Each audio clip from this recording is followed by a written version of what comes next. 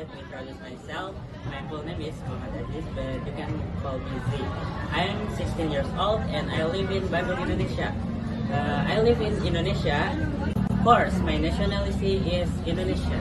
I have a unique appearance. I am 1.62 meters tall and I have short black hair and a mole on my left cheek. I'm a student at Marga Asih Senior High School. I enjoy playing badminton in my free time. I also like reading and listening music. My favorite subject is physics. I'm also a member of the school KMR team. We are practice every Wednesday after school. In the future, I hope to become a pharmacy.